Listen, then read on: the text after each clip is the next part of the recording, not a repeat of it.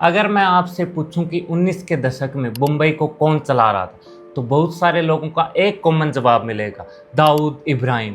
But मैं आपको कहूं कि आपका सोचना बिल्कुल गलत है। मुंबई को एक ऐसा इंसान चला रहा था जिसके पास गैंग तो दूर की बात है, एक पिस्टल तक नहीं थी। जी हाँ, एक ऐसा इंसान जिसने पिस्टल कभी अपने हाथ में नहीं पकड़ी, लेकिन फिर भी पूरी मुंबई को अपने इशारों पर नचाता था। उस इंसान का नाम है रतन खत्री, मटका किंग। कहते हैं कि लोग उसे भाई नहीं बल्कि एक सेठ कहते थे। तो चलिए दोस्तों, देरी नहीं करते हुए शुरू करते हैं आज की कहानी। साल 1961, मुंबई का एक इलाका भाईखाला। कहते हैं कि इन तंग गलियों, टूटी इमारतों में एक छोटा सा खेल खेला जा रहा था जिसका नाम था मटका। और उस मटके को एक ऐसा इंसान देख रहा था जिसने आने वाले दशकों में मुंबई की अर्थव्यवस्था ही नहीं, राजनीति ही नहीं, बल्कि अंडरवर्ल्ड तीनों को पूरी तरह बदल कर रख दिया। लेकिन सवाल ये था कि आखिरकार एक साधारण सा लड़का पूरे खेल का बादशाह कैसे बन गया। रतन खत्री का जन्म कराची में हुआ था, जो आज का पाकिस्तान। कहते हैं कि 1947 के बंटवारे की आग के बाद रतन खत्री का परिवार अपना सब कुछ छोड़कर एक अनजान शहर मुंबई में आ गए। कहते हैं कि रतन खत्री ने मुंबई में आने के बाद बचपन से ही एक चीज़ नोटिस कर ली थी, इस शहर में पैसा ही सब कुछ है। और यह भी नोटिस कर लिया कि पैसा कमाने के लिए उनके पास जो रास्ते हैं वो ना तो आसान है और ना ही पर्याप्त। कहते हैं कि जवानी में रतन खत्री एक कपड़े की दुकान पर काम करते थे। हिसाब किताब में वो काफ़ी तेज थे और उनके दिमाग में हमेशा से कुछ बड़ा और कुछ अलग करने की आग लगी रहती थी। कहते हैं कि ठीक उसी समय में मुंबई में एक व्यापारी आया जिसका नाम था कल्याण जी भगत। मुंबई में आने के बाद कल्याण जी भगत ने एक अनोखा और यूनिक खेल शुरू किया। न्यूयॉर्क के कपास के बाजार के खुलने और बंद होने के भाव पर दांव लगाना। लोग अपना पैसा लगाते, एक नंबर चुनते और अगर नंबर सही मिलता तो उन्हें 90 गुना ज़्यादा पैसा मिलता। यह एक तरीके का जुआ था, बट उस समय लोग इसे जुआ नहीं बल्कि मटका कहते थे। और इस मटके ने मुंबई की गरीब जनता को एक रात में अमीर होने की उम्मीद का सपना दे रखा था। रतन खत्री ने देखा कि उनके खेल में एक बड़ी कमजोरी है। न्यूयॉर्क के बाजार के भाव पर निर्भर रहने से उनका अपने खुद के खेल पर नियंत्रण नहीं रहता। लेकिन जब 1961 में न्यूयॉर्क ने अपने कपास के भाव सार्वजनिक करने से मना कर दिए तो कल्याण जी भगत का धंधा लटखनाने लगा। ठीक उसी समय रतन खत्री ने अपना दिमाग दौड़ाया और एक ऐसा तरीका निकाला जिसने मटके की दुनिया को हमेशा के लिए बदल कर रख दिया। कहते हैं कि अब नंबर के लिए किसी भी बाजार पर निर्भर रहना नहीं पड़ता था। एक मटके में चिट्ठियां डाली जाती, उसमें से एक निकाली जाएगी और वही नंबर जीतेगा। सरल, साफ और पूरी तरह से रतन खत्री के नियंत्रण में। यही वो क्षण था जब रतन खत्री का नाम मुंबई की उन गलियों में गुजरने लगा जहां उन्हें कभी कोई जानता तक नहीं था। उनका तरीका इतना सफल रहा कि हजारों लोग उनके मटके पर दांव लगाने लगे। मजदूर हो या रिक्शे वाले हो, दुकानदार हो या फिर कोई छोटा कारोबारी, हर वो इंसान जो जीवन में एक लंबी छलांग लगाना चाहता था, रतन खत्री की तरफ खींचा चला आ रहा था। कहते हैं कि उस समय रतन खत्री ने अपना नेटवर्क इतना मजबूत कर लिया था कि हर मोहल्ले में एक एजेंट था, हर गली में एक संपर्क था। पैसा इकट्ठा होता, बांटा जाता और रतन खत्री का हिस्सा हमेशा सुरक्षित रहता। कहते हैं कि यह एक बहुत सोचा समझा कारोबार था जिसे रतन खत्री ने एक उद्योग की तरह चलाया। लेकिन कहते हैं ना, जहाँ पैसा होता है वहाँ खतरा भी होता है। साल आया 1970। मुंबई में अंडरवर्ल्ड अपनी जवानी पर था। डोंगरी की गलियों में एक नाम गूंज रहा था, दाऊद इब्राहिम। के उस समय दाऊद इब्राहिम छोटे मोटे काम करता था, जैसे वसूली, तस्करी और रॉबरी।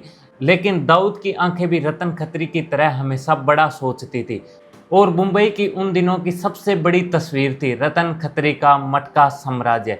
उस समय करोड़ों रुपए और लाखों लोग इस जाल में थे और इस पूरे तंत्र को चलाने वाला इकलौता ऐसा आदमी जिसने ना कभी गोली चलाई ना कभी धमकी दी, जो बस दिमाग से काम लेता था। दाऊद ने रतन खत्री को ध्यान से देखा और देखते ही समझ आ गया कि असली ताकत बंदूक में नहीं है, असली ताकत पैसे में है।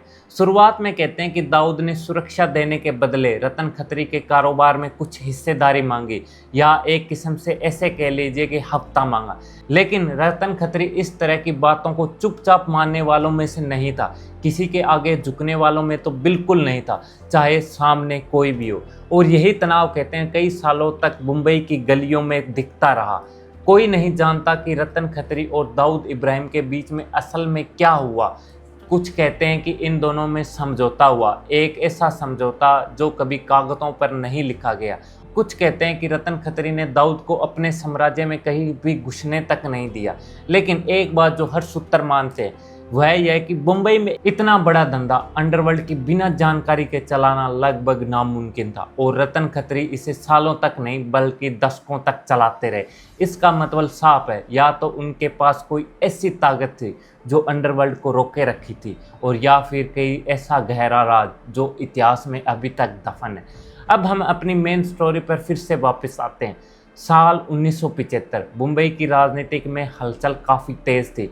इंदिरा गांधी की सरकार के खिलाफ देश भर में आवाज़ें उठ रही थी, और इसी माहौल में मुंबई के ऊपर दबाव बढ़ता चला जा रहा था कि मटके जैसे अवैध धंधों पर शिकंजा कसा जाए।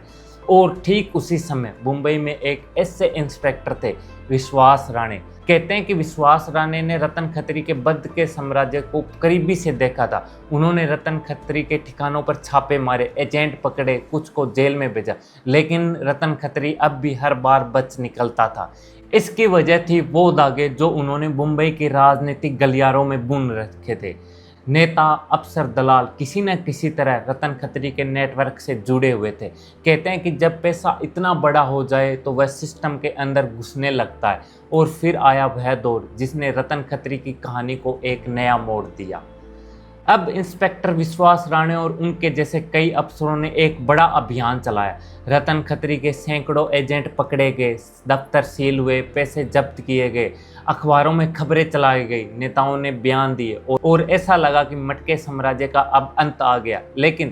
लेकिन रतन खत्री मुस्कुराते रहे, क्योंकि उन्हें पता था जो लोग उनके खिलाफ बयान दे रहे उनमें से कई उनकी जेब से चलते हैं। पैसे की ताकत ने उन्हें एक ऐसा सुरक्षा कवच दे रखा था जो किसी भी बंदूक से नहीं बनता। और यही वह सबक था जो दाऊद इब्राहिम ने रतन खत्री से सीखा था। असली साम्राज्य वह नहीं है जो बाहर से दिखता है, बल्कि वो है जो सिस्टम के अंदर से चलता है।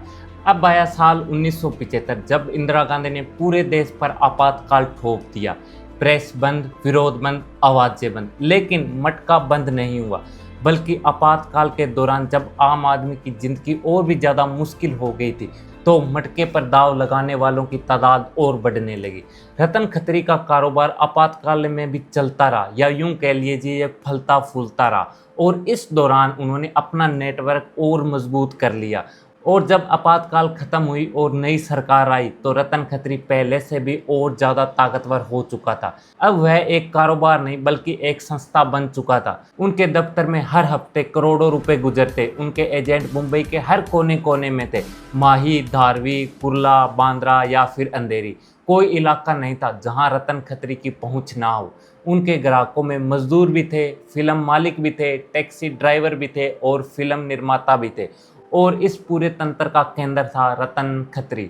रतन खत्री को एक बात की समझ थी, वह जानते थे कि उसका धंधा सिर्फ जुए का धंधा नहीं है, एक ऐसी उम्मीद है जो गरीब आदमी को हर सुबह उठने की वजह देता है। और इसलिए उन्होंने कभी अपने ग्राहक को सिर्फ एक संख्या की तरह नहीं देखा, बल्कि वो उनके बीच आते जाते, उनसे मिलते, उनके सुख दुख सुनते। कहते हैं कि मुंबई की गलियों में रतन खत्री को लोग भाई नहीं कहते थे बल्कि शेठ कहते थे, और यह फर्क बहुत बड़ा था। रतन खत्री ने एक ऐसा साम्राज्य बनाया हुआ था जो किसी एक जगह पर निर्भर नहीं था। उनके एजेंट स्वतंत्र रूप से काम करते थे। हर एजेंट को सिर्फ उतना ही पता था जितना उन्हें पता होना चाहिए। पैसा कभी एक जगह इकट्ठा नहीं होता था। नंबरों का ऐलान हर दिन अलग अलग तरीके से होता है। कहते हैं कि यह एक ऐसा सिस्टम था जिसमें अगर एक धागा टूट भी जाए तो पूरा जाल नहीं टूटता था।